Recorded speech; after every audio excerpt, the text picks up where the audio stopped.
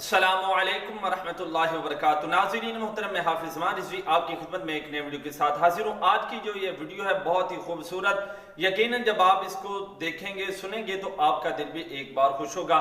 ناظرین محترم، آج کی میں اس ویڈیو میں آپ کو بتاؤں گا کہ تحریک لبیک کی ایک عظیم شخصیت، ایک بہادر نڈر شخصیت جو ہے وہ رہا ہو چکی ہیں اتنے دنوں بعد، اور انہوں نے رہا ہوتے ہی ہمارے لیے ایک بہت ہی اہم پیغام، اور ہمارے لیے اگر وہ پیغام ہم اپنے دل کی تختی پر لکھیں تو یقیناً ہمیں بہت زیادہ فائدہ ہوگا۔ تو ناظرین محترم، ابھی آپ کے سامنے وہ رکھتے ہیں، اس سے پہلے گزارش ہے کہ چینل کو سبسکرائب کر لیں تاکہ لیٹسٹ اپڈیٹ آپ کو بر وقت مل سکے۔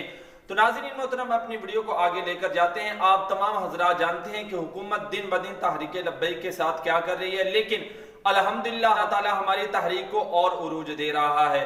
ایک عظیم شخصیت تحریک لبیک پاکستان کی، جناب میری جو مراد ہے فاروق کمانڈو صاحب۔ جی ہاں ناظرین محترم، یہ ایک ایسی عظیم شخصیت ہیں، انہوں نے اپنا سب کچھ حضور کی ذات کے لیے وقف کیا ہوا ہے، اور رہا ہوتے ہی انہوں نے کارکنان کے لیے ایک پیغام جاری کیا، ایک ایسا پیغام انہوں نے رہا ہوتے ہی کہا کہ مر جائیں گے ظالم کی حمایت نہ کریں گے، حرار کبھی ترک روایت نہ کریں گے، نہ ہم شیخ نہ ملا نہ مصائب نہ لیڈر، جو خود نہیں کرتے وہ ہدایت نہ کریں گے۔ انہوں نے کہا کہ الحمدللہ تمام تحریکی بھائیوں کی دعاؤں سے میں کوٹ لکھپت جیل سے رہا ہو چکا ہوں 29 دن بعد، اور یہ آپ کی دعاؤں کا صدقہ ہے۔ اور انہوں نے کہا کہ 29 دن کیا، اگر 29,000 سال بھی مجھے آقا علیہ السلام کے نام پر جیل کے اندر رہنا پڑے تو یہ مجھے منظور ہے۔ تو ناظرین محترم، یہ ان لوگوں کے لیے لمحہ فکریہ ہے کہ جب مشکل وقت آتا ہے تو وہ تحریک کو چھوڑ دیتے ہیں، اور جب آسانیاں آتی ہیں تو پھر وہ تحریک کے اندر داخل ہو جاتے ہیں۔